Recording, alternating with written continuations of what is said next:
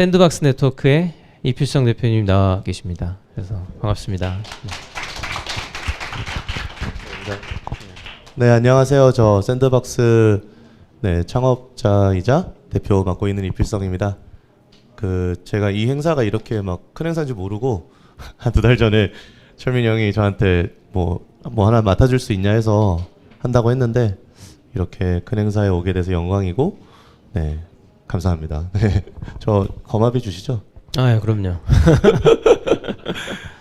상장을 네. 앞두고 있는 회사에서 아닙니다. 그래서 저희 새삼스럽게. 아니요, 상장 그런 말 하시면 안 돼요. 아, 그러네. 네, 혹시 기사화 될 수도 상장 앞두고 있지 않고요. 네네, 저희는 한참 멀었습니다. 저희는 2015년에 제가 이 도티라고 하는 크리에이터랑 같이 이제 샌드박스를 창업을 했고요. 이제 만 7년 된 회사입니다. 6월 15일에 저희 창립 기념일이고요. 저희 회사 잘 모르시는 분도 있으실 테니 소개드리면은, 저희는 유튜버들이라고 불리우는, 혹은 또 크리에이터, 뭐 BJ, 스트리머, 인플루언서 여러 가지 형태로 불리우는 이제 그런 분들과 함께 컨텐츠를 만드는 일을 하는 회사고요. 이제 예전에는 뭐 사실 그분들의 영향력이 굉장히 크지 않았기 때문에 뭐 비즈니스적으로도 이제 큰 비즈니스는 아니었는데, 이제 그분들이 워낙 요즘에는 다 뭐 저희 회사에 뭐 승우 아빠님 이런 분들 뭐 정말 이제 F&B 쪽에서 인플루언서가 되신 분들이 많잖아요. 그래서 저희도 이제 그분들과 함께 컨텐츠 제작도 되게 다양하게 하고, 동시에 이제 비즈니스도 되게 다양하게 전개를 하고 있습니다. 가령 뭐 저기 도산대로에 이제 가시면은 그 키친 마이야르라고 저희가 승우 아빠님과 함께 만든 식당이 하나 있습니다. 그 식당도 되게 잘 되고 있고, 또 최근에 저희가 정찬성 선수랑 같이 좀비 트립이라는 컨텐츠도 제작을 했는데 반응이 좋아서 이제 시즌 2도 이제 준비를 하고 있고요. 네, 아무튼 그리고 최근에 이제 저희 기사도 났는데 유니버설 뮤직 코리아랑 같이 이제 아이돌 제가 별일을 다 하는데, 네, 남자 아이돌 그룹도 하나 만들고 있습니다. 그래서 다양한 일들을 하고 있고요. 네, 오늘은 이제 웹3 관련해서 샌드박스가 어떤 생각 가지고 있고, 또 NFT 영역에서 저희가 앞으로 어떤 일을 할지에 대해서 다양하게 말씀드릴 수 있도록 하겠습니다. 감사합니다. 죄송하지만 30분만 커피를 조금 자제하면 어떨까요? 맥주나 다른 음료가 있어. 30분만. 왜냐면 이게 녹화되고 있어서 죄송합니다. 네. 물 하나만 좀. 네.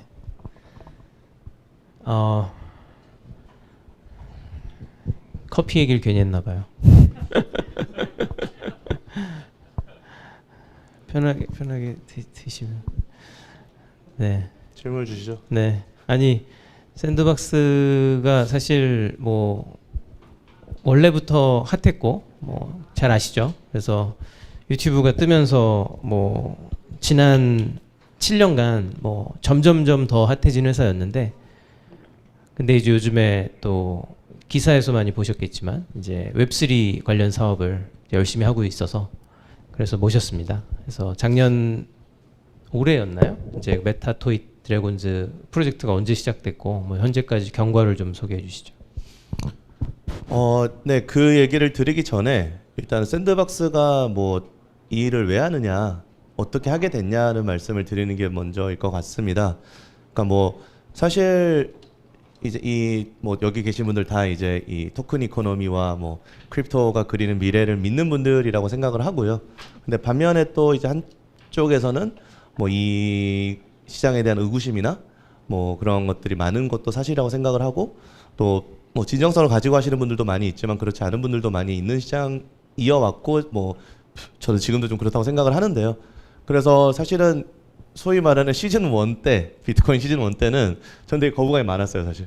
그때 이제 우리 회사 찾아오셔가지고 막 필성아 뭐 이더리움이란 게 있다. 제가 그때 코인 방송하자고. 그 전에 우리 삼성동에 있을 때. 옛날에도 찾아갔었는데. 그때도 코인 방송 하자 했었나? 코인 방송하자. 근데 한번 까였어요. 네. 그리고 작년에 다시 가서 3프로 TV 코인 버전 하자. 근데 완전히 바뀐 거예요, 분위기가. 그래서 아무튼 그래서 시즌 1 때는 제가 이제 좀 비전을 못 느꼈는데, 확실히 이제 이번에 그때 한번 이제 장이 한번 죽었다 다시 살아나는, 뭐 이번 또 죽었지만요. 이번 시기에는 좀 어떻게 하면은 이 생태계와 우리 회사가 갖고 있는 생태계를 연결시킬 수 있을까라는 고민을 하기 시작을 했고, 근데도 여전히 이제 왜냐면 크리에이터 이코노미라고 하는 요즘에 이제 이 말이 되게 유행을 하고 있잖아요. 저는 3년 전부터 이 얘기를 하고 다녔거든요. 크리에이터 이코노미 열린다 막 이러고 있었는데 크리에이터들이 활용할 만한 어떤 것들을 찾지는 못했던 것 같아요. 지난 시즌에는. 왜냐면은 사실 이 크리에이터 이코노미를 가지고 크립토를 해보겠다라는 팀들은 되게 많았고 저도 제안을 엄청 많이 받았는데 사실 진짜 크리에이터들에게 필요한지 잘 모르겠더라고요. 가령 뭐 크립토 버전의 유튜브를 만들겠다. 그건 누가 보겠어요, 사실. 뭐 그런 것들이 좀 실질적인 것이라기보다는 사실 뭐 코인 발행을 통한 이제 그런 것들이 많이 보이다 보니까 안 했었는데 이제 뭐 작년 이제 하반기였죠. 뭐 NFT라는 게 이제 엄청나게 화제가 되면서 저도 이게 뭔지 한번 들여다보자 하게 그런 생각을 하기 시작을 했고 그러면서 이 NFT를 공부를 하면서 이게 크리에이터들이 활용할 수 있는 새로운 컨텐츠 포맷이구나 이런 생각들을 하게 됐던 것 같습니다. 그래서 이제 이걸 뭘 해볼까 막 고민을 했었는데 또 막상 할 게 없는 거예요. 그러니까 크리에이터들이 NFT를 발행을 한다라는 것만으로는 실질적으로 팬이나 유저들에게 줄 수 있는 혜택이나 이런 것들이 없다라는 생각을 해서 되게 고민을 많이 했었고 그러다가 이제 저희가 게임도 사실은 저희가 꾸준히 만들고 있었거든요. 잘 모르시겠지만 옛날에 무슨 도티가 막 그 런 게임 같은 거 샌드박스 런이라고 해가지고 도티 잠들이 막 달리는 게임도 만든 적이 있었고 뭐 그 양어장 고양이라고 하하라는 이제 고양이 유튜버가 있습니다. 그분들 활용해서 이제 고양이 게임도 만든 적이 있었고 뭐 최근에도 예런이라는 저희 유튜버가 있는데 예런이 오디피기 뭐 이런 이제 유튜버들의 IP를 활용해서 좀 더 인터랙티브한 경험을 줄 수 있는 그런 게임들을 계속 만들어 왔어요. 근데 이제 이 NFT랑 게임을 같이 고민을 하고 있는데 그때 또 P2E 막 시장이 열리기 시작을 했죠. 엑스 인피니티나 이런 것들이 열리기 시작을 하면서 미르포 이런 게임들이 나오면서 이게 또 그 연결이 될 수 있겠구나라는 생각을 하게 됐고 그래서 이제 저희 이제 지금은 유명해지진 한장겸 디렉터, 한장겸 VP랑 이제 게임을 어떻게 더 만들까 고민을 하다가 그러면은 우리가 이제 좀 제네시스 IP를 만들면 좋겠다. 그러니까 왜냐면은 크리에이터들이 지금 뭔가 NFT를 발행하고 그걸 팔기에는 사실 이 팬덤들이 아직 여전히 이제 불안해하거든요. 뭔가 막 우리 크리에이터가 나를 막 돈으로 생각해서 뭐 그런 최근에 이제 실제로 뭐 그런 이제 백래시가 한번 있기도 했었고 어떤 프로젝트 때문에 그러면서 그러면은 크리에이터들이 좀 갖고 놀 수 있는 이제 제네시스 IP를 갖고 싶다라는 생각을 하게 됐고 그러면 이제 그 IP가 또 기본적인 활용처가 있어야 될 거 아니에요. 그런 면에서 이제 우리가 좋은 재밌는 게임을 잘 만들어 보자라고 생각을 하게 돼서 이제 메타토이 드래곤즈라는 사실은 저희는 이제 게임을 만들 생각으로 이 PFP NFT를 시작을 한 거죠. 어찌 보면은. 그래서 하반기에 이제 게임이 3종이 예정이 되어 있고요. 근데 또 이제 저희도 하면서 배우는 것 같아요.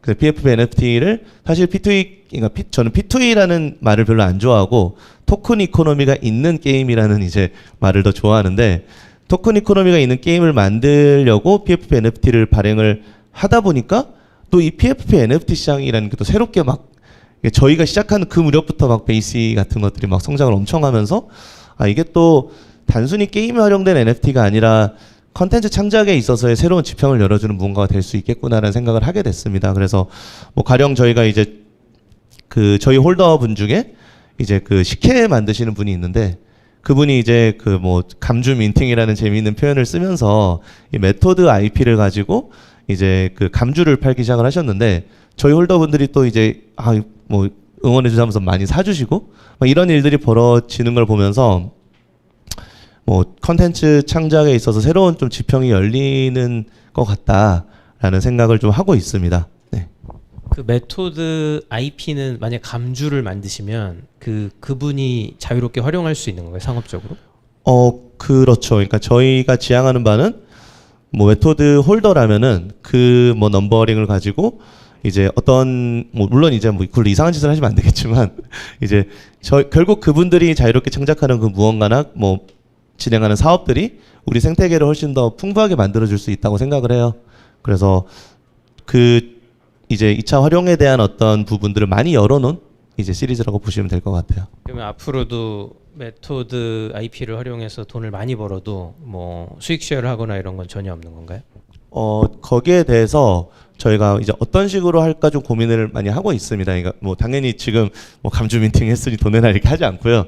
근데 이제 결국에는 그렇게 만들어지는 컨텐츠가 또 우리 커뮤니티의 그 스탠다드가 또 있어야 될 거잖아요. 너무 막 별로인 것들이 나오면 안 되는 거고, 또 반대로 저희가 도와드렸을 때 훨씬 시너지가 나는 것들도 많이 있다고 생각을 해요. 가령 이제 저희가 이번에 그 강철 부대, 이제 강철 그 채널 A랑 같이 협업을 해서 메타토이 솔저스라는 이제 사이드 민팅 프로젝트를 진행을 하는데, 그 프로젝트 같은 경우는 뭐 당연히 수익 배분도 뭐 수익 얘기는 제가 좀 조심스러우니까 뭐 조금만 할게요. 근데 수익 배분도 당연히 하는데, 이제 대신에 또 저희가 많이 도와드리는 거죠. 왜냐면 채널 A 같은 회사가 어찌 보면 좀 전통적인 회사잖아요. 레거시가 많은 회사니까 이 NFT를 통해서 새로운 일을 해보고 싶어 하시는데, 그리고 이제 강철부대 팬덤한테 이 NFT를 통해서 뭔가 이제 뭐 혜택을 주거나 이런 거 하고 싶은데 잘 모르시잖아요. 그러니까 그런 것들은 제가 도와드리기도 하고, 그래서 저희가 도와드리는 어떤 프로그램도 좀 만들고, 또 이제 저희가 이번에 하려고 하는 게 메타토이 시리즈를 가지고 공모전을 할 거예요.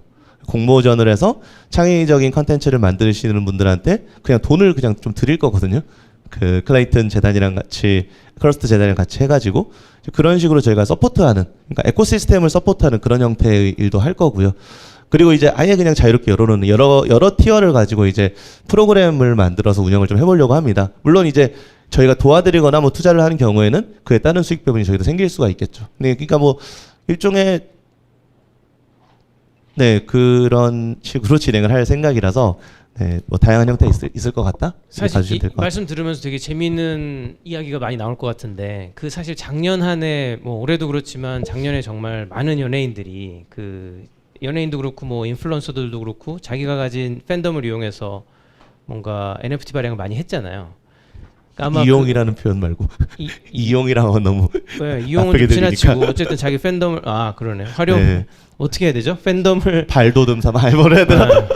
네, 팬덤을 이용해서밖에 안 떠오르는데, 땡땡해서라고 아무튼, 하시네. 네. 그런 동기가 많이 있었을 것 같아요.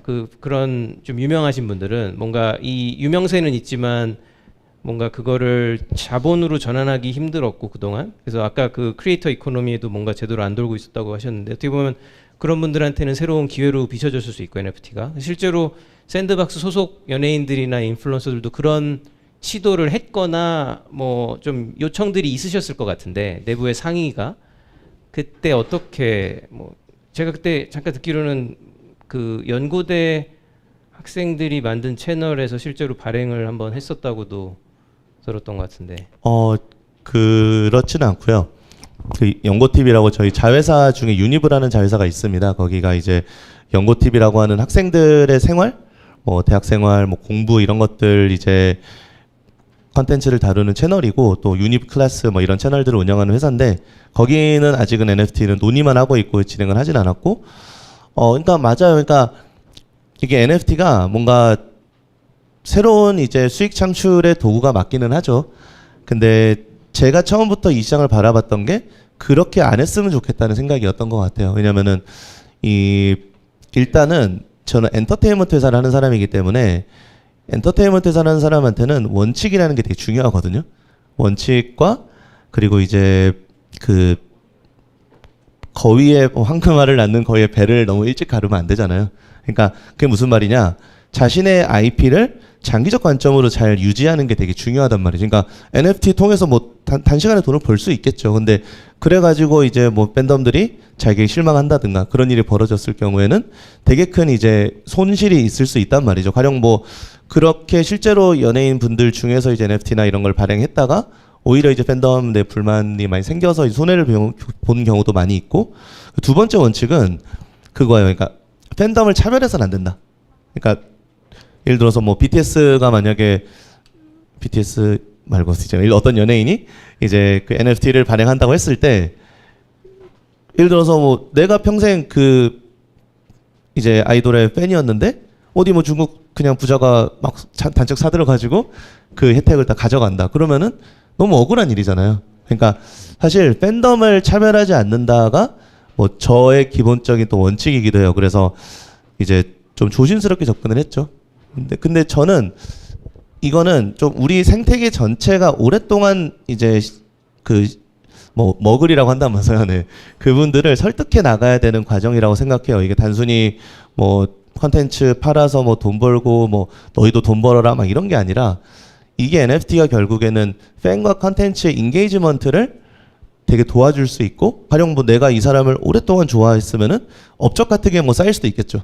그래서 뭐 내가 이제 연동해 놓은 지갑에 이 크리에이터의 활동과 관련된 이제 NFT 에어드랍이 된다라든가 그래서 이 크리에이터가 나중에 엄청 크게 성장을 했을 때 내가 예전부터 좋아했던 그 업적들이 뭐 나중에 돈이 될 수도 있는 거고 그런 식으로 좀 장기적인 팬과 이제 크리에이터 혹은 팬과 컨텐츠의 관계를 좀 만들어줄 수 있는 그런 도구로 사용하고 싶지 뭐 단기간에 막 뭐 돈을 막 벌어가지고 뭐 그런 태도를 되게 지양해야 된다고 생각을 합니다 저는. 그래서 이제 아직 저희는 크리에이터 단독 IP로 NFT 민팅을 안 해봤고요. 이게 그 메타토이 드래곤즈는 아까 게임 때문에 만들어진 거라고 하셨는데 어쨌든 그 전에는 이제 크리에이터 이코노미를 추구하고자 했는데 이게 지금 아직 완전히 좀 제대로 구현이 안 되고 있다고 하셨잖아요. 생각만큼. 그럼 그 사이에 지금 가지고 계신 그 양질의 크리에이터 IP를 아무튼 활용해서 그 크리에이터 이코노미 지금 완전하지 않은 크리에이터 이코노미 사이에서 메타토이 드래곤즈는 저쪽에 있고 게임이니까 지금 비어 있는 이쪽에 뭐 IP를 적극적으로 활용해서 소비시키지는 않더라도 그 지금 간극이 비어 있는 것 같은데 뭔가 그거에 대한 고민이 있으세요? 그러니까 그거에 대해 어느 정도 들려주실 수 있는 고민이 굉장히 많고요. 그 생각도 있는데 사실 오늘 밝히기에는 조금 이제 무리가 있을 것 같고요. 밝혀주세요. 힌트만. 그러니까 이제 우리도 알아야죠. 그러면은 뭐 결국은 NFT를 뭐 지금 발행을 하셨거나 하기를 원하시거나 생각하시는 분들이 많이 계실 텐데 NFT를 발행하는 순간 첫 번째 이제 이 토큰 이코노미를 시작하는 거나 마찬가지더라고요. 저도 그렇게까지 깊이 생각을 뭐 했지만 저희 팀은 했겠지만 저는 뭐 결국 저는 IP를 만드는 일을 하는 사람이니까 아 우리 이 귀여운 용 어때요? 막 너무 귀엽지 않아요? 이런 느낌으로 시작을 했는데 막 이제 별의별 일이 다 벌어지는 거죠. 이거를 뭐 가격이 떨어졌다고. 뭐 그런 일도 있고, 그러니까 그러니까 그 홀더 유저분들에 따라서 이 IP를 바라보는 시각이 다를 수 있는 거잖아요. 그러니까 뭐 제가 되게 순수한 마음으로 시작했던 거는 이제 이런 좋은 IP를 우리가 만들고 이 IP를 진짜 나는 뭐 러버덕처럼 만들고 싶다. 그러니까 막 그래서 뭐 막 그 잠실에다가 그냥 메토드 되게 대형 메토드 풍선 같은 거 막 띄우자 막 이런 얘기도 제가 하고 이번에 저희가 그래 실제로 워터밤 페스티벌에도 이제 그 스폰서로 들어가고요. 뭐 송크란 페스티벌이라고 다음 달에는 거기도 스폰서로 들어가는 이유가 이 IP를 대중들에게 좀 많이 알리고 싶고 사랑받는 IP로 만들고 싶다라는 생각이 되게 강하게 있어요. 그래서 이왕이면 또 글로벌 IP가 됐으면 좋겠다. 뭐 헬로키티가 될 수도 있고, 뭐 어벤져스가 될 수도 있고, 뭐 베이시가 될 수도 있고 이런 IP로 키우고 싶다 생각이 있는데 이제 그 IP를 사시는 분들의 입장이 다를 수가 있는 거니까 뭐 그래서 일단은 생각한 게 토큰 이코노미가 시작이 된다. 우리 회사만에. 근데 이제 문제 중에 하나는 이 NFT만으로 그 토큰 이코노미를 만들었을 때는 유동성 부족의 문제가 확실히 있는 것 같아요. 그러니까 이게 토큰 이코노미가 생겼다는 얘기는 이게 막 돌고 돌면서 이제 이게 뭐 여러 가지 막 다른 생태계랑 연계도 되고 막 수합도 하고 이러면서 막 생태계를 키워나가야 되는데 저희가 갖고 있는 게 NFT밖에 없으니까 용 2마리 줄게요. 이거 해봐. 이런 게 돼야 되는 거죠. 그러니까 심지어 10,000개밖에 없고. 네, 9,999개밖에 없고 다 주인이 있죠 이제. 그리고 저희 NFT가 좀 특이한 게 그 레전더리 단에서의 거래가 잘 안 일어나요. 레전더리 에픽 등급 가지신 홀더분들이 딱 들고 안 놔주세요. 그래서 리스팅도 안 돼 있고 그러니까 막 저한테 물어보시는 분도 있어요. 그 레전더리나 뭐 에픽 살려면 어떻게 해야 되냐. 팔질 않으니까.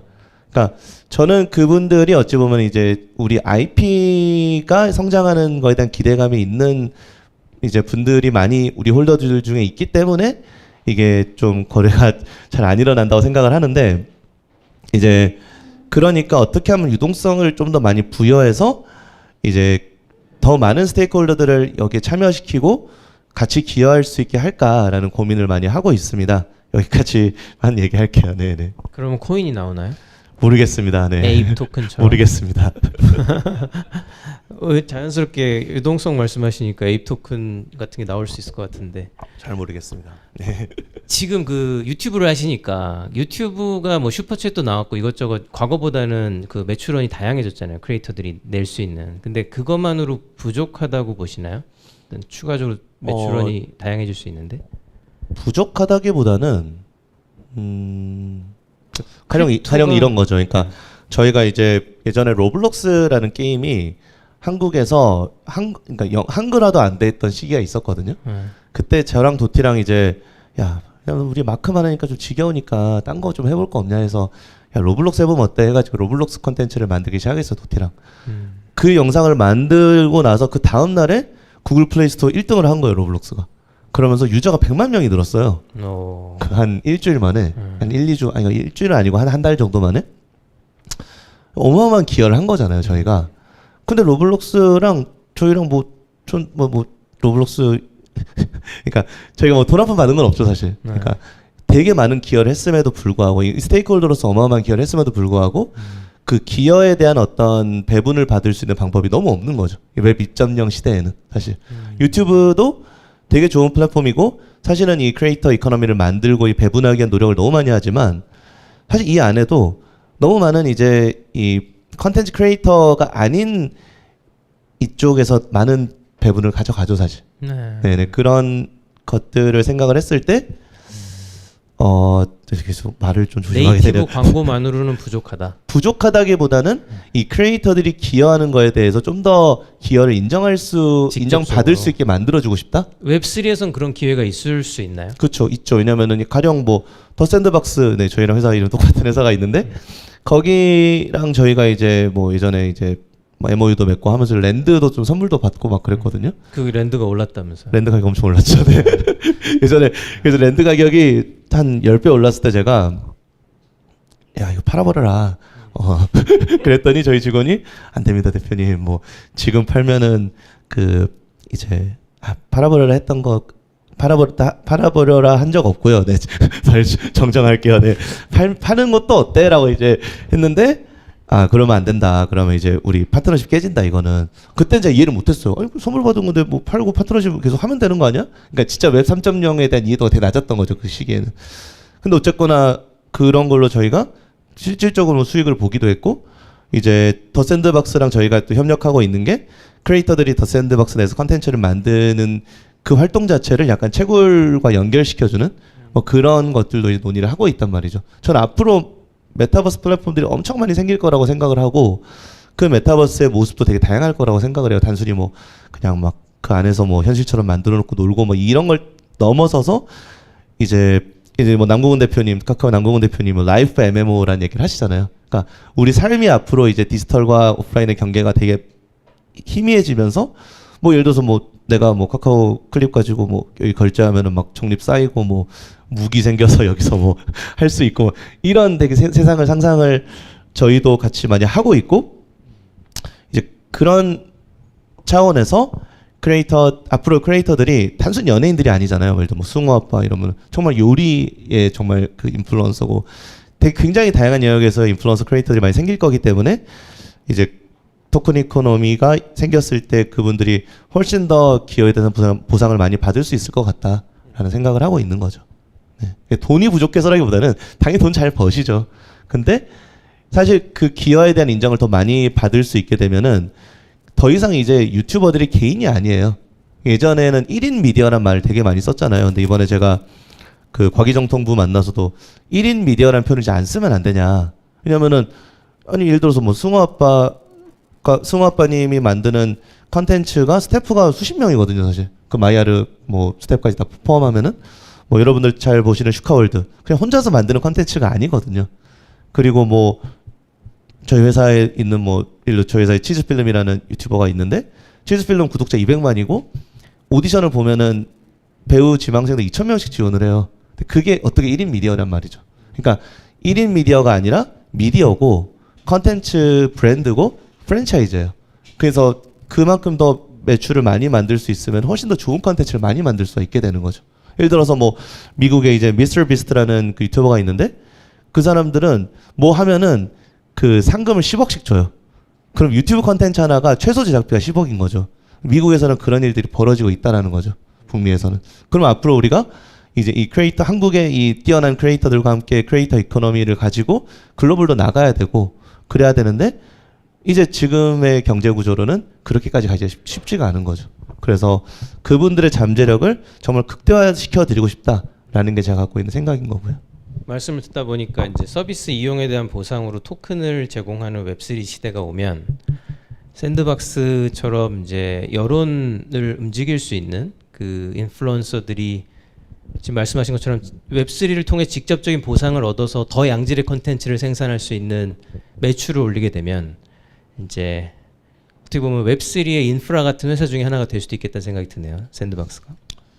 뭐 그것까지 잘 모르겠지만 아무튼 그 가령 이번에 이제 보면은 키친 마이야르라는 식당을 저희가 이제 같이 오픈을 했는데 저도 이제 뭐 많이 안 가봤어요. 그러니까 뭐 괜히 가면은 또 번거롭게 할까봐 한 번 가봤는데 가서 딱 느낀 게 아 이게 진짜 컨텐츠의 미래구나 싶어요.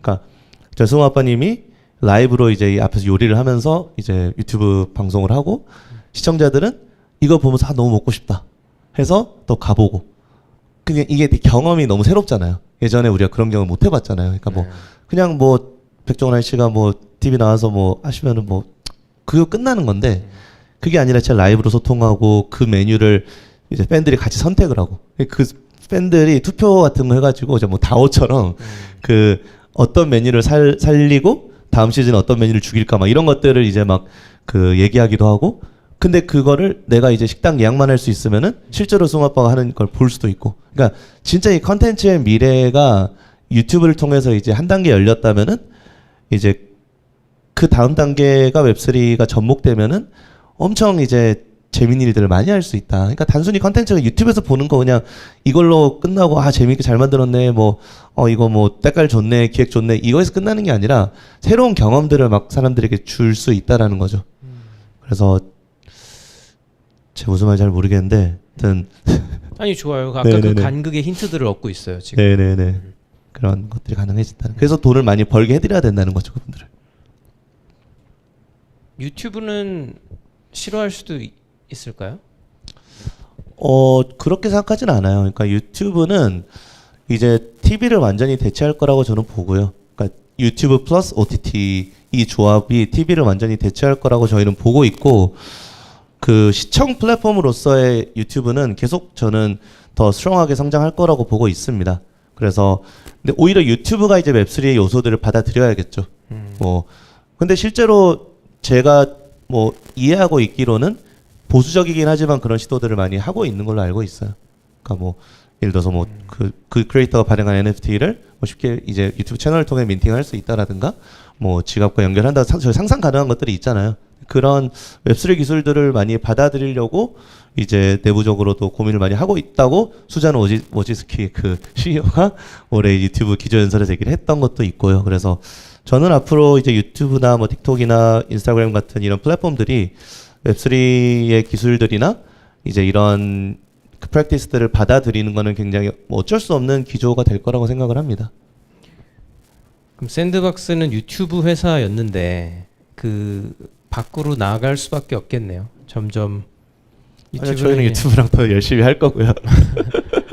네, 유튜브를 통해서 IP를 더 많이 만들고 그 IP가 다양한 곳에서 활용될 수 있게 하는 거죠. 네. 근데 유튜브는 진짜 IP를 만듦에 있어서 어쩔 수 없는 그러니까 정말 필수적인 존재예요. 이제는. 앞으로 그럼 인볼브되는 사업들이 되게 다양해질 거잖아요. 지금도 이제 게임도 그렇고 e스포츠도 하시고 뭐 굿즈도 만들고 아까 식당 말씀도 하셨고 점점 이제 이렇게 되는 게 아까 말씀하신 그런 시청하는 미디어에서 이제는 뭐 참여하고 인터랙티브 이렇게 가니까 점점 회사의 영역이 좀 그래서 많아지겠네요. 너무 넓어지고 있어서 좀 줄이고 있어요. 그러니까 너무 힘들어서 제가 그래서 이제 되도록이면은 잘 하시는 파트너들과 많이 함께 하는 게 중요해질 거라고 보고 있습니다. 뭐 식당도 뭐 일단 한 개는 했지만 저희가 막 100개 할 수는 없을 거 아니에요 앞으로. 그러니까 이제 그런 F&B 전문 영역에 있는 회사들과 함께 할 수 있을 테고 뭐 가령 뭐 저희가 굿즈 같은 커머스도 하는데 뭐 굿즈는 저희가 직접 하지만 이제 이 인플루언서들과 커머스를 연결하는 것들도 사실은 뭐 되게 다른 회사들과 함께 해야 되는 것들이 많이 있을 것 같고 그래서 네 그러고 있습니다. 사실 이제 샌드박스 회사 자체가 너무 흥미로워가지고 뭐 그 얘기를 하기도 많을 것 같긴 한데 오늘은 이제 웹3 행사니까 그거 중심으로 좀 여쭤보면 그 또 e스포츠 구단주기도 하시잖아요.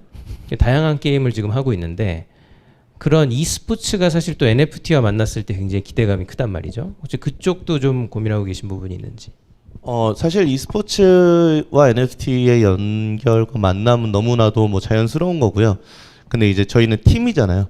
그러니까 팀과 선수를 매니지먼트하는 주체이기 때문에 이제 그 리그 차원에서 할 수 있는 일과 저희 같은 이제 게임단 차원에서 할 수 있는 좀 분리가 되어 있습니다. 그래서 당연히 이제 저희도 다양한 리그에 참여하고 있고 그 리그들 차원에서 또 고민하고 계신 것들이 다 있어요. 그래서 그런 것들은 저희가 뭐 참여하는 형태가 될 거고요.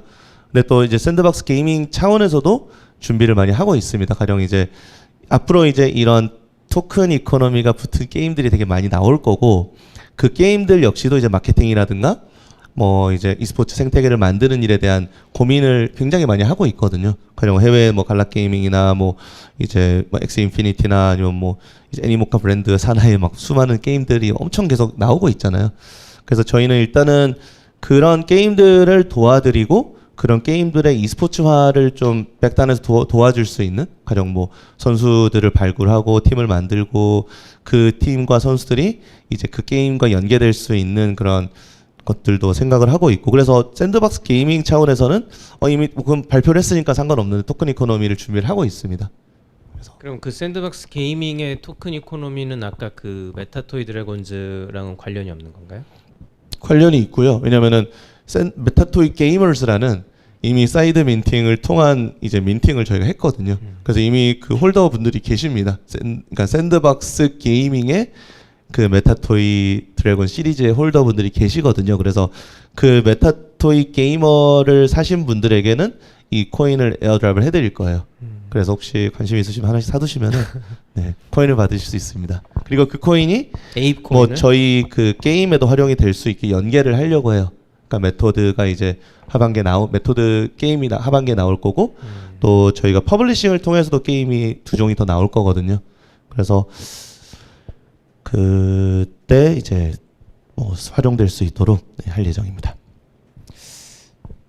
그 지금 이제 NFT 게임 NFT도 하고 계시고 아까 이 크리에이터들을 위한 고민도 하고 계시고 또 이제 e스포츠 쪽도 뭔가 지금 말씀하셨고 근데 이것들을 지금 아우르는 뭔가 제가 지금 얼핏 듣기로는 뭔가 지금 웹3 사업팀을 이제 새로 꾸리셨다고 들었거든요. 맞습니다. 그래서 본격적으로 이제 준비를 하시는 것 같은데 뭐 네네. 얼핏 듣기로는 메인넷도 무슨 말씀이시죠? 그걸 하신다 비공식적으로 아닙니다. 혹시 여쭤보고 싶었어요. 그러면 아무것도 정해진 게 없습니다. 그 이상의 뭔가가 나올 수 있는 건지 잘 모르겠습니다. 아직은 네. 알겠습니다. 얼핏 개인적으로 듣기로 나올 수도 있다. 네. 그래서 그렇군요. 아무튼 그게 사실 블록체인 게임 회사들이 대체로 요새 게임 타이틀만 만들다가 메인넷으로 가는 게 어떻게 보면 좀 더 자연스러운 또는 필요로 의해서 어쩔 수 없이 가는 것도 있잖아요. 근데 저희는 그런 건 있어요. 그러니까 레이어 1을 당연히 할 생각은 없고요. 저희는 레이어 2 위에 올라와 있는 이제 일단은 저희가 게임이 나오니까 게임 토큰은 당연히 나올 거고 이제 게임 코인 같은 경우는 저희가 보라의 가버넌스 카운슬이기도 합니다. 보라 파운데이션에. 그래서 보라가 또 이제 이 게임 영역에서 굉장히 또 잘 할 거기 때문에 앞으로 지금도 잘하고 있지만 이제 그 보라랑 굉장히 타이트하게 협력해서 이제 이 저희 게임 토큰 같은 경우는 뭐 이제 유통을 할 거고요. 클레이튼 재단과도 저희가 관계가 되게 좋습니다. 네크러스트랑도. 그래서 뭐 메인을 이전한다든가 그런 생각은 딱히 갖고 있지는 않아요. 그래서 일단은 뭐 클레이튼이랑 같이 계속 잘 해나갈 거고 근데 이제 좀 저희 고민은 그런 건 있죠. 뭐 아무래도 이제 아직 뭐 클레이나 이제 보라 같은 프로젝트들이 아주 글로벌 지향하고 있지만 글로벌 유저들에게 아주 많이 보급돼 있지는 않다 보니까 어떻게 해야지 이제 그 크로스체인 그 기술들을 통해서 이제 그런 해외 이제 뭐 이더 홀더들이나 솔라나 홀더들이나 이런 분들이 메토드를 사고 우리 게임을 즐길 수 있는 그런 환경을 좀 편안하게 만들어 드릴 수 있는 그런 것들을 고민을 많이 하고 있고 저희가 이제 아마 게임 내에다가 일종의 이제 수업 가능한 브릿지나 이제 거래소 같은 걸 만들어 가지고 이제 이더를 뭐 바꿔서 게임에 결제할 수 있는 이런 식으로 좀 할 생각을 가지고 있어요. 그래서 그걸 내부적으로 개발을 많이 하고 있고요. 그 웹3 사업팀은 그럼 이제 뭐 개발도 하고 네네, 커지나요? 저희 개발자도 뭐 이미 한 4, 50명 있죠. 네. 웹3만 하는 분들이. 웹3와 게임을 같이 만드는 NFT도 그러니까 되게 이 신경 쓸 게 엄청 많거든요. 이게 PFP NFT도 은근히 이게 기술이 필요해요, 사실. 이거 뭐 맨날 민팅하다 막 다 빠그라지고 그런 일이 되게 많잖아요. 그쵸. 그러니까 저희도 완벽하지 못해서 이제 원성을 많이 사고 있는데 뭐 열심히 더 해야 되고 뭐 기술적인 것들도 더 많이 끌어올리려고 노력을 많이 하고 있습니다. 그 부분도 사실은 뭐 외부 회사들과 협력을 또 많이 해야죠. 저희 혼자 다 할 수 있는 건 아니니까. 이런 비슷한 행보를 보이고 있는 경쟁사라고 생각하는 곳이 있으세요? 해외라도? 한국에는 딱히 뭐 저희 말고는 그러니까 저희랑 비슷하게 가는 회사는 없는 것 같고요. 왜냐면은 뭐 아무래도 엔터테인먼트 회사들이 조금 보수적인 면들이 있고요. 그리고 그러게요. 제가 근데 워낙 기술을 좋아해가지고 좀 그런 것도 있는 것 같아요. 제가 원래도 컨텐츠 회사를 하게 될 줄 몰랐는데 원래 저는 이제 기술 회사 다녔었거든요. 창업하기 전에는. 그래서 기술을 워낙 좋아하다 보니까 좀 이런 것들을 제가 좀 빨리 호흡을 빠르게 가져가는 것도 있는 것 같고, 근데 뭐 경쟁사라고 생각을 안 하니까 당연히 뭐 저희보다 잘하시거나 뭐 좋은 프로젝트들이 되게 많죠. 뭐 메타콩도 잘하고 있고 뭐 이제 뭐 선미야 또 잘하고 있고 잘하는 팀들이 되게 많은데 저희는 이제 이 전통적인 엔터테인먼트라고 저희가 벌써 전통적인 엔터테인먼트 말하는 게 웃기죠, 사실 좀. 벌써 저희가 레거시가 되고 있어요, 좀. 네. 시대가 워낙 빨리 변하니까. 그래서 이제 그 전통적인 영역의 엔터테인먼트를 하면서 이거와 이제 웹3를 연결하기 위해 노력하는 회사들이 있지만 뭐 경쟁을 딱히 하고 있지는 않아서 네. 경쟁자가 아니니까 경쟁사라고 말할 수 없는 것 같아요. 한국에선 독보적이다. 독보적이죠. 네. 네, 저희 회사는 독보적인 회사입니다. 멋집니다. 플로어에서 질문을 좀 받아보겠습니다. 네. 홀더분 안 계시죠?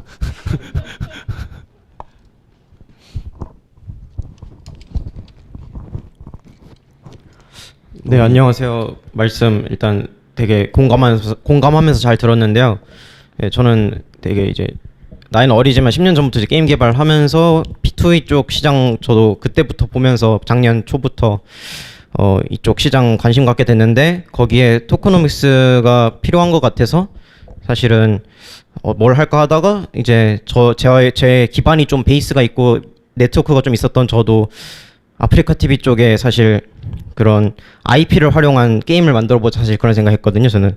그래서 좀 어떻게 보면은 아까 그 저희도 이제 경쟁사는 될 수 없겠지만 그 어떤 같은 궤를 하는 그런 공감하는 게 되게 많았어요. 말씀하시는 거 저도 다 진짜 그런 생각을 동일시하면서 이걸 계획하고 있었는데 일단은 또 질문 드리고 싶은 게 두 가지인데 일단 첫 번째로는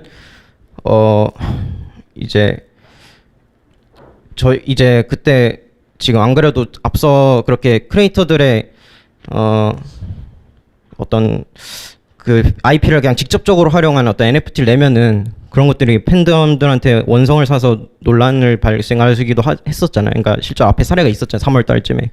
근데 그 사례가 솔직히 잘 보면은 소통이 좀 제대로 안 됐었던 것 같거든요. 팬과 셀러 간에. 근데 사실 그런 문제가 발생했던 게 저는 그런 거에 있어서 봤거든요. 그러니까 정통적인 엔터테인먼트, 그러니까 굳이 말하면 아이돌이나 영화배우 같은 그런 거 관리하시는 소속사들은 아예 그 연예인들의 프라이버시나 어떤 대응 같은 걸 철저하게 관리하잖아요. 직접적으로 자기가 반응 못하게 하잖아요. 근데 이런 크리에이터, MCN이나 이런 쪽은 사실 좀 다른 게 정말 즉각적인 소통을 하게 냅두기도 하고 실제로 그렇게 되면서 말이 이렇게 달라지고 번복되면서 약간 사람들한테 불신을 사고 그렇게 되는 거잖아요.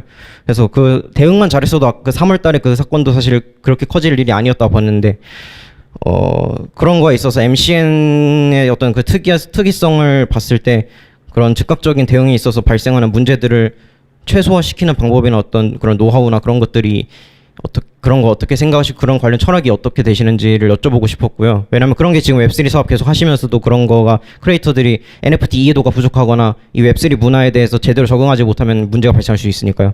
그리고 두 번째 질문이라고 하긴 좀 그렇고 그래서 아무튼 이제 사실 또 그 문제가 발생했던 게 그 자꾸 3월달 사건을 얘기하긴 그렇지만 그게 약간 지금 샌드박스 네트워크는 이제 지금 잘 하고 있는 이유가 어떻게 보면은 그냥 감히 제가 얘기하기로는 어떤 그런 게임이라는 매개체도 있고 e스포츠라는 매개체도 있고 어떤 실체의 어떤 것과 연결짓는 게 있는데 뭔가 그때 그거가 이제 문제가 더 됐던 거는 어떤 유틸리티나 이런 거가 부족하고 그냥 리소스를 그냥 재활용하는 느낌이었단 말이에요. 뭔가 어떤 새로운 가치, 부가가치를 창출하는 느낌이 아니라. 근데 저도 그런 것들의 문제점을 발견해서 제가 지금 준비 중인 것도 어떤 실물적인 그런 형태로 NFT를 연결지어서 만들고, 그러니까 셀럽의, 그러니까 예를 들면 저희는 이제 셀럽의 화보집 같은 거를 NFT로 만드는 걸 하고 있는데, 그럼 뭔가 왜냐면 원래 기존에도 화보집 자체의 가치가 있었잖아요. NFT랑 연결되기 전에도. 그래서 저는 그 기존 자체의 가치가 인정받는데 그걸 NFT와 홀더에 대한 혜택으로서, 직접적인 혜택으로서 더 가치를 증폭시키려 했는데, 아무튼 그런 거에 있어서 좀 말이 너무 길어져서 아무튼 조언해 주실 부분이 있다거나 그리고 걱정하시는 부분이 있다면 말씀해 주시면 감사하겠습니다. 어떻게 선배님으로서. 네네네. 저 뭐 잘 몰라가지고 첫 번째는 질문이 두 개였죠. 그래서 첫 번째 질문이 그러니까 뭐 정답은 없죠. 왜냐면은 이제 일단은 아니 그 얘기를 드리고 싶어요. 그러니까 첫 번째는 더 이상 크리에이터랑 연예인은 똑같아요. 이제 예전처럼 뭐 크리에이터는 크리에이터, 연예인 연예인이고 뭐 BJ는 BJ 이런 식으로 구분되는 게 아니라 반대로 말하면은 뭐 연예인들도 이제 인스타 있잖아요, 다. 그래서 뭐 이번에 그 사건 터지자마자 이제 인스타 이 프로필 막 사람 바꾸기도 하고 뭐 이제 똑같아요, 진짜. 그러니까 즉각적인 반응이나 그런 소통이나 이런 것들을 연예인들도 이제는 뭐 하고 사실 소속사들에서 통제하기도 어려워요, 이제는. 그렇기 때문에 다르지 않다고 생각을 하고 그래서 그 원칙을 두 가지 잘 지키면 되는 것 같아요. 첫 번째, IP의 영속적인, 그러니까 지속 가능한 IP 관리와 브랜드 관리에 도움이 되느냐 안 되느냐, 그리고 팬을 차별하느냐 안 하느냐, 그 두 가지 원칙을 갖고 모든 걸 진행하면 되는 것 같아요. 근데 그 방법은 다르겠죠. 가령 어떤 사람은 그 팬덤이 오히려 노골적으로 그걸 좋아할 수도 있어요. 그러니까 아씨 NFT 반응 좀 해라 해서 막 우리 돈 좀 벌자 이런 팬덤들도 있을 수도 있는 거고, 이제 또 어떤 팬덤은 우리 오빠들 가지고 그런 거 하지 마세요 이런 팬덤이 있을 수도 있는 거고, 뭐 그러니까 사실은 정답이 없어요. 왜냐면 점점 이 크리에이터 생태계 내에서 혹은 컨텐츠 생태계 내에서 팬덤의 성향도 되게 달라요, 사실은. 그래서 뭐 슈카월드 팬덤과 뭐 쥐드래곤 팬덤은 전혀 다르겠죠, 사실. 그러니까 이런 프로젝트를 진행함에 있어서도 유연하게 바라봐야 된다. 그러니까 근데 그게 저는 크리에이터 감수성이라는 표현을 쓰는데, 이 크리에이터들과 팬덤들의 어떤 생각을 갖고 있는지 되게 깊이 있게 이해를 해야 돼요. 그 이해가 부족한 상태에서 프로젝트가 진행이 되다 보니까 문제가 많이 발생을 하는 거죠. 그래서 이제 기본적으로는 그런 걸 싫어하고 그 원칙을 잘 지키면은 충분히 할 수 있다. 근데 이제 시간이 좀 필요한 이유는 어쨌거나 그 앞선 많은 사례들에서 워낙 나쁜 일들이 많이 있었다 보니까 이제 그냥 되게 염증을 느끼거나 그냥 애초에 그냥 싫어하시는 분이 너무 많아요. 특히 요즘 들어서 더더욱 그럴 수밖에 없는 시대가 왔죠. 그러니까 하나씩 이제 진짜 좋은 것들을 만들어서 가야 된다라고 생각을 하고 있고, 그게 뭔지는 저희도 막 고민을 많이 하고 있는 단계여서 이제 뭐 정답을 말씀드릴 수는 없을 것 같고요. 두 번째는 그 실물과 NFT를 연결시키는 거는 좋은 아이디어기도 하고 나쁜 아이디어기도 한 것 같아요. 결국은 그 NFT라는 건 어제 무형의 가치고 그 무형의 IP를 소유할 수 있는 권리를 주는 거잖아요, 그 구매한 사람들한테. 근데 실물을 연계해버리면 사실 실물만큼의 가치가 돼버릴 수도 있다는 생각이 있거든요. 그래서 요즘에 저희가 또 고민하는 게 그 멤버십 기반의 NFT나 이런 프로젝트들을 고민을 많이 해요. 왜냐면은 저희 회사가 이번에도 이제 현대건설이랑 같이 그 프로젝트 한 게 현대건설 그 창립 75주년을 기념해서 그 현대건설 콜라보 그 메타토이 그 프로젝트 이벤트를 진행을 했거든요. 그 이번에 이제 구매하신 분들이 나중에 이제 또 현대건설이 앞으로 해나갈 이런 프로젝트에 또 이제 그 뭐 에어드롭 받는 그런 혜택을 누릴 수 있고, 뭐 현대건설에서는 이제 당장 뭐 이거 가지고 돈을 벌 생각은 없으시니까 다 기부를 이번에 하세요. 그래서 이런 일들이 있는데 되게 멤버십 기반의 회사들이 또 NFT에 관심을 되게 많이 가지세요. 예를 들어서 호텔이라든가 뭐 이제 뭐 통신이라든가 뭐 금융이라든가 이런 이제 고객과의 꾸준히 관계를 만들어 왔던 회사들이랑 브랜드들이 되게 관심이 많으신데 이제 이게 NFT랑 맞기도 하고 안 맞기도 한 거죠. 그러니까 어떤 장기적인 인게이지먼트를 가져간다는 측면에서는 맞는데 또 이제 지금 NFT 씬에서는 이 가격의 상승이나 이런 것들 다 기대를 하시잖아요. 근데 멤버십이라는 거는 정말 그 멤버십에 붙은 바우처만큼의 가치인 거잖아요. 원래라면 호텔 멤버십이라든가. 그러니까 사실은 그 NFT를 구매할 동기가 정말 그 서비스를 쓰는 것밖에 없다면 멤버십 그냥 카드 발급받으면 되지 왜 이걸 NFT를 왜 해야 되지? 이런 이제 고민들이 되니까 저도 이번에 이런 고민들을 하면서 느낀 게 그래서 실물이랑 너무 연계되는 것도 좋지는 않겠구나 이런 생각들을 좀 하게 됐던 것 같아요. 그래서 정답이 있거나 그렇지는 않고요. 뭐 본인만의 생각으로 잘 하시면 되지 않을까라고 생각합니다. 네, 말씀 감사합니다.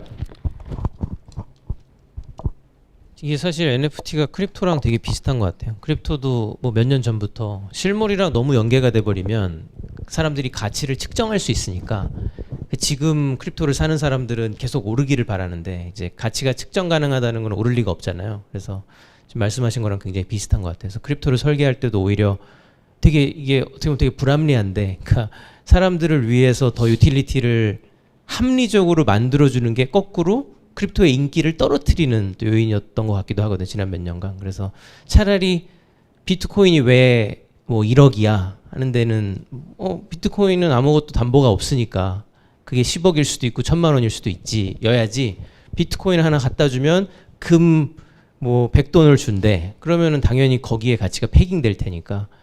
그래서 되게 어떻게 보면 역설적이죠. 그런 점에서는 오히려 무가치해야 가치가 있는 현재 시장에서는. 또 플로어에 질문이 있으시면 네.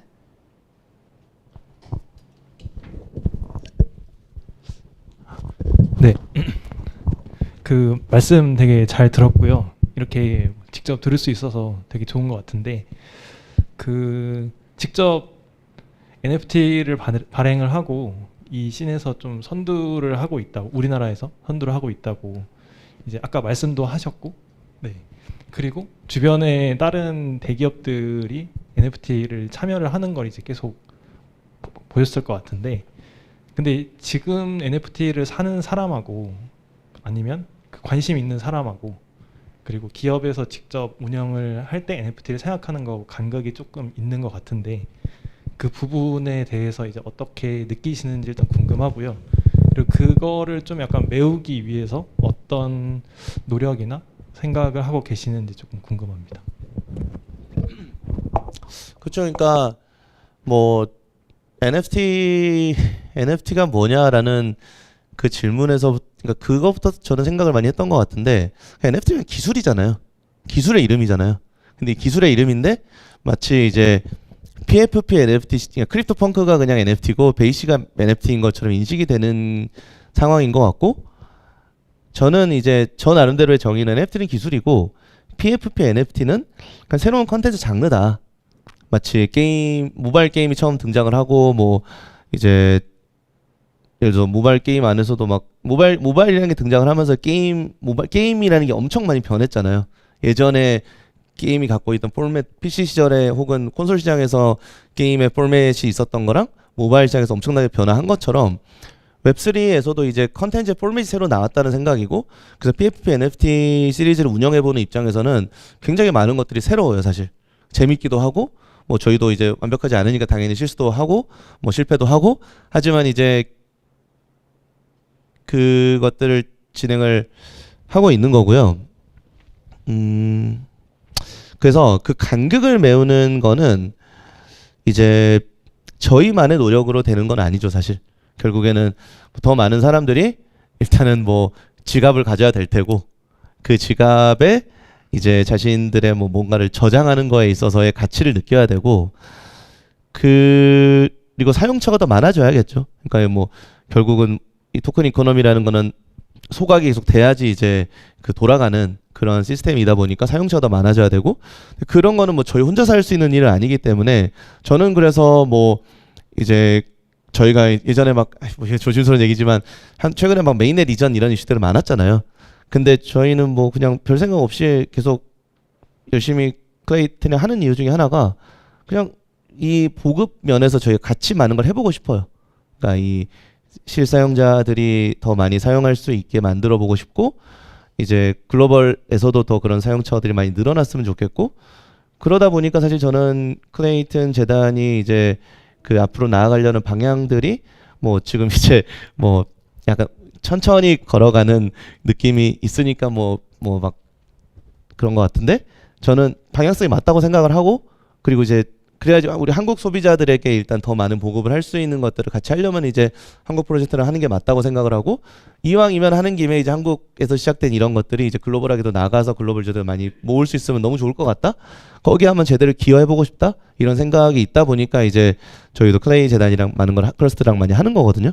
그래서 제가 이렇게까지 깊은 생각을 갖고 있는지 크러스트 재단 분들이 아는지 모르겠는데 아무튼 그래서 저희 혼자서는 할 수 없고 네, 많은 파트너들과 함께 사용처를 늘려가 나가는 일을 해야 된다라고 생각을 하고 저는 그 시대가 올 것 같다라는 좀 믿음은 있어요, 사실.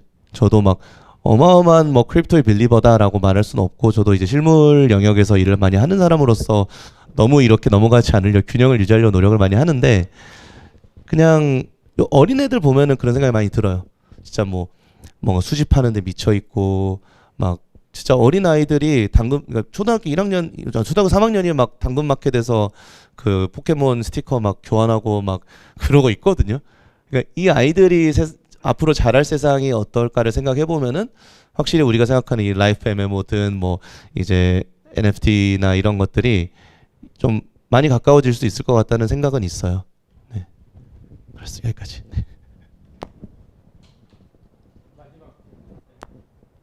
네, 좋은 말씀 잘 들었습니다. 저는 좀 개인적인 질문인데요. 저도 대표님이랑 같은 회사 출신이고 저는 17년에서 21년까지 근무하다가 저도 이제 NFT에 대한 비전을 가지고 작년 8월에 이제 국내에선 최초로 NFT 포탈 커뮤니티 플랫폼을 런칭해서 지금 운영 중에 있고요. 그래서 개인적으로 좀 궁금한 게 대표님도 15년에 퇴사를 하셨잖아요.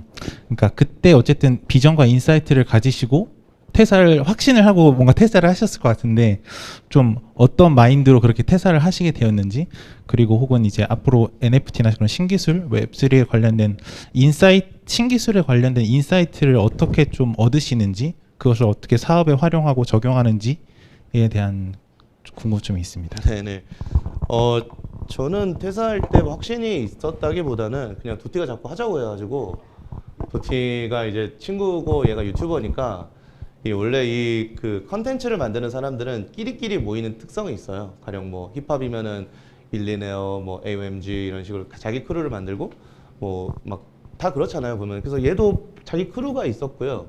자기 크루를 좀 도와달라고 뭐 애드센스 핀 번호 입력하는 거 뭐 이런 것부터 시작해가지고 이제 제가 애드센스 담당자였거든요.